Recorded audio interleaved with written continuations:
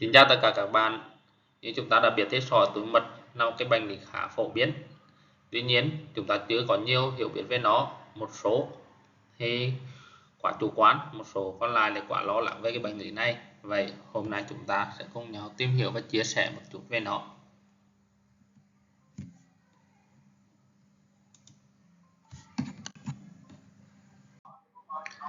Chúng ta cùng nhau tìm hiểu một chút về cái túi mật.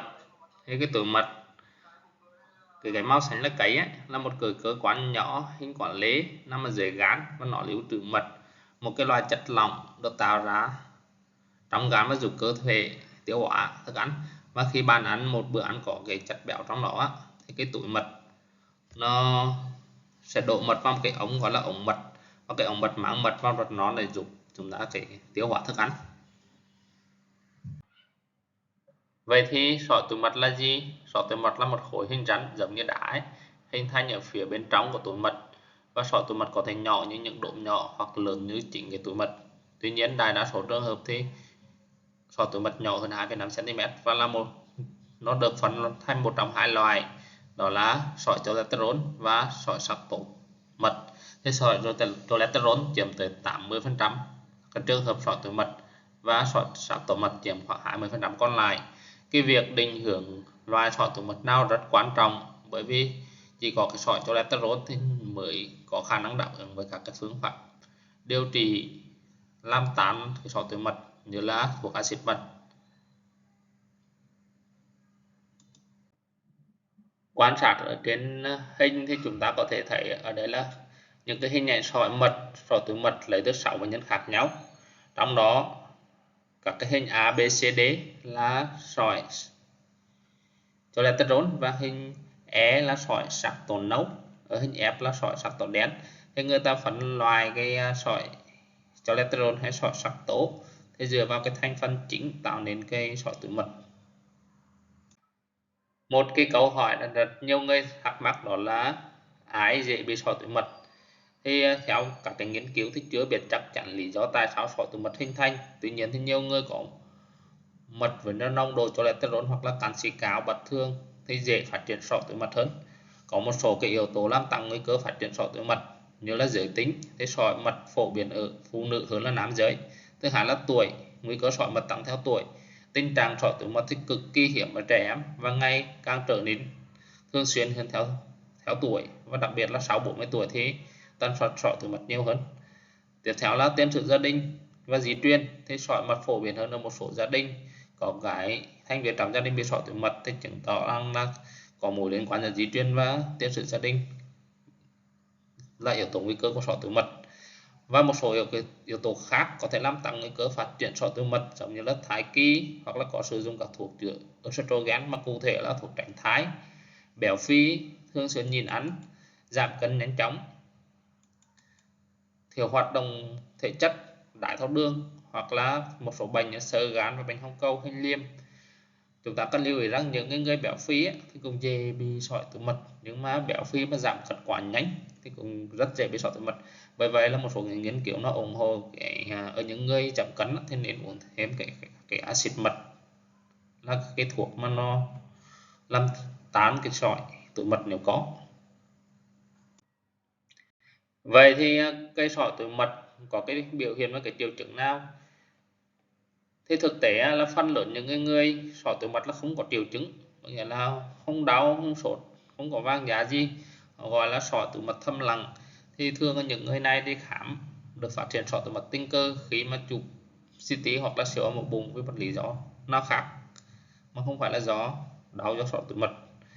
Cái biểu hiện thứ hai thường gặp ở những người bị sỏi túi mật đó là cơn đau quặn mật. Thì cái cơn đau quặn mật còn gọi là đau sỏi mật hoặc là cơn đau mật là triệu chứng phổ biến của sỏi mật. Nó biểu hiện bằng các cái cơn đau bụng, thường ở bụng trên bên phải, ngay dưới màn sườn phải, và có cái kèm theo buồn nôn. Và thường là các cái cơn đau quặn mật này đau có thể ở vùng hạ sườn phải, có thể lan đến ở vùng vai phải hoặc sau lưng. Thì cơn đau quặn mật thì thường xảy ra sau bữa ăn, do là sau bữa ăn thì túi mật nó co bóp để nó đẩy mật ra ống mật để dẫn xuống cái ruột non, và khi mà nó đẩy cái mật ra thì nó sẽ nén cái viên sỏi mà nằm trong túi mật á, ra ở cái chỗ cổ túi mật là cái chỗ thoát ra của mật, nên là nó làm cho bệnh nhân đau. Và khi túi mật thư giãn vài giờ sau bữa ăn thì cơn đau nó sẽ. Phần lớn trường hợp các cái sỏi túi mật á, nó không có gây ra triệu chứng, không đau không sốt gì, thì nói chung sống hòa bình với cái cơ thể của mình. Tuy nhiên thì một số cái trường hợp sỏi túi mật nó gây ra các cái biến chứng, thậm chí là biến chứng nghiêm trọng, bao gồm viêm túi mật cấp tính, sỏi đường mật, nhiễm trùng đường mật và viêm tụy cấp. Thì đối với cái viêm túi mật cấp tính á, thì nguyên nhân là do các cái sỏi túi mật này nó dần dần nó di chuyển tới cái chỗ gần cái chỗ cổ túi mật ấy, và nó gây tắc nghẽn. Khi tắc nghẽn thì nó sẽ gây ra cái tình trạng viêm, và không giống như cái cơn đau quặn mật sẽ hết sau vài giờ. Cái cơn đau của cái viêm túi mật cấp thì nó đau kéo dài, nó không giảm, và đặc biệt là nó thường kèm theo sốt và dấu hiệu của nhiễm trùng. Thế vì cái viêm túi mật cấp tính này là một tình trạng nghiêm trọng cần được điều trị tại bệnh viện, bao gồm truyền dịch, thuốc giảm đau và kháng sinh, thường là kháng sinh phải là kháng sinh tiêm truyền. Và phẫu thuật cắt bỏ túi mật cùng với sỏi bên trong thì thường được khuyến nghị trong cái thời gian nhập viện, hoặc là thời gian nhập viện điều trị, hoặc là ngày sau đó. Nếu không được điều trị, viêm túi mật cấp tính này có thể dẫn tới cái viêm hoại tử và vỡ túi mật, rất nguy hiểm tới tính mạng. Cái biểu hiện thứ hai đó là cái biến chứng thứ hai đó là sỏi đường mật. Thì biến chứng này nó phát triển khi mà cái sỏi nó không có nằm trong cái túi mật nữa, mà nó di chuyển vào cái đường mật. Và khi cái di chuyển vào đường mật này nó sẽ gây tắc nghẽn cái đường thoát ra của mật từ gan xuống, và nó có thể gây vàng da, đó là sự đổi màu của da và kết mạc ở mắt do cái tình trạng tắc mật. Thứ hai là nó có thể gây ra viêm đường mật cấp tính, là tình trạng nhiễm trùng đường mật, gây ra đau, sốt, ớn lạnh, và đây là một tình trạng đe dọa tính mạng cần được điều trị ngay lập tức. Nếu mà điều trị không đúng thì có thể gây tử vong. Thì cái điều trị bao gồm kháng sinh, bù dịch, và phải tìm cách loại bỏ cái sỏi đường mật này, có nghĩa là phải tìm cách giải phóng tắc nghẽn. Cái biến chứng thứ ba đó là viêm túi mật cấp tính, đó là một tình trạng viêm đột ngột của tuyến tụy dẫn đến đau bụng dữ dội. Cái nguyên nhân là do cái sỏi túi mật nó di chuyển xuống dưới cái chỗ độ trúng vào của ống tụy và ống mật chủ. Thì một là nó gây tắc nghẽn cái đường ra của mật, hai là nó gây tắc nghẽn đường ra của dịch tụy, do đó nó kích hoạt, nó gây ra viêm tụy. Vậy thì sỏi túi mật được phát hiện và chẩn đoán như thế nào? Thì phần lớn cái sỏi túi mật đã được phát hiện tình cờ, có nghĩa rằng là bạn đi siêu âm, hoặc là bạn được chỉ định chụp cắt lớp vi tính vì một lý do nào đó, không phải do đau bụng, không phải do sốt, không phải do vàng da, và bạn được phát hiện là tình cờ là có cái sỏi túi mật. Thì đối với trường hợp này thì thường là theo dõi, không có điều trị gì thêm. Thứ hai là một số trường hợp là sỏi túi mật được phát hiện do là có cái cơn đau quặn mật. Cơn đau quặn mật được mô tả giống như cái slide trước. Và thêm nữa là có thể không may mắn hơn thì bạn được phát hiện cái sỏi túi mật khi mà bạn đã có biến chứng, ví dụ biến chứng viêm túi mật, biến chứng viêm tụy, hoặc là biến chứng viêm đường mật. Thì khi mà mình nghi ngờ cái sỏi túi mật thì cái phương án tối ưu nhất để phát hiện ra chẩn đoán đó là siêu âm. Và siêu âm là một cái xét nghiệm chẩn đoán hình ảnh hoàn toàn không có độc hại, là phương tiện tốt nhất hiện nay để phát hiện ra cái sỏi túi mật.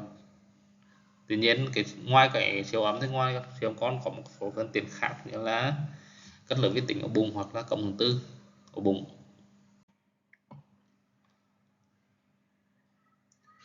Vậy thì điều trị cái sỏi túi mật như thế nào? Thì tùy thuộc vào tình trạng sỏi túi mật hoặc là tình trạng của từng người thì có 3 lựa chọn chính cho những người bị sỏi túi mật. Lựa chọn thứ nhất đó là theo dõi, không làm gì cả, chờ đợi và quan sát, thì thường được áp dụng đối với sỏi túi mật không có triệu chứng. Tuy nhiên là nói là không làm gì, nhưng mà bạn cần được bác sĩ tư vấn về những cái trường hợp mà sỏi túi mật và nó có cái cơn đau quặn mật ấy, mà bạn phải được tư vấn về cơn đau quặn mật. Là ví dụ khi mà bạn có đau ở cái vùng bụng bên phải, đặc biệt là kèm theo có sốt và vàng da, thì trường hợp đó là cây sỏi túi mật của bạn đã thấy ra cái triệu chứng rồi, và trường hợp đó thì bạn cần tới ngay bệnh viện để được bác sĩ khám và tư vấn thêm. Thứ hai đó là điều trị làm tan cái sỏi túi mật bằng cái thuốc gọi là thuốc axit mật. Với cả thuốc axit mật, ví dụ axit ursodeoxycholic hoặc là urodiol là một loại thuốc có thể hòa tan sỏi mật loại cholesterol. Xin nhấn mạnh là cái loại thuốc này chỉ có thể hòa tan sỏi cholesterol, còn đối với sỏi sắc tố mật thì nó không có ý nghĩa gì. Khoảng 2/3 số người dùng thuốc không có triệu chứng trong vòng 2 đến 3 tháng sau khi bắt đầu điều trị thuốc này. Tuy nhiên có thể mất vài năm để những cái viên sỏi biến mất hoàn toàn. Chính vì vậy những cái loại thuốc này thì hầu như là không có giúp ích nhiều trong cái trường hợp mà nó sỏi gây ra biến chứng cấp tính. Cái biện pháp điều trị thứ ba đó là điều trị ngoại khoa, có nghĩa là điều trị cắt bỏ túi mật và lấy luôn cái sỏi túi mật trong đó. Chúng ta đã biết thì cái túi mật là một cái cơ quan quan trọng, nhưng mà cái việc loại bỏ túi mật hoàn toàn thì thường không gây ra các cái vấn đề lâu dài hoặc các biến chứng nghiêm trọng. Tuy nhiên có một số người sau cắt bỏ túi mật có cái biểu hiện phấn lỏng, đầy hơi và chướng bụng, nhưng mà các cái triệu chứng này đều nhẹ, không cần điều trị và nó sẽ cải thiện theo thời gian. Phẫu thuật có thể được thực hiện không có một vết mổ hở ở bụng, gọi là phẫu thuật hở, hoặc là hiện nay ưa dùng hơn đó là phẫu thuật nội soi. Một câu hỏi quan trọng đặt ra nữa là nó là làm gì để ngăn ngừa cái sỏi túi mật. Thứ nhất đó là chúng ta cần ăn uống điều độ, tập thể dục đều đặn ít nhất 30 phút và ít nhất 5 ngày trong tuần để tránh thừa cân và duy trì cân nặng hợp lý.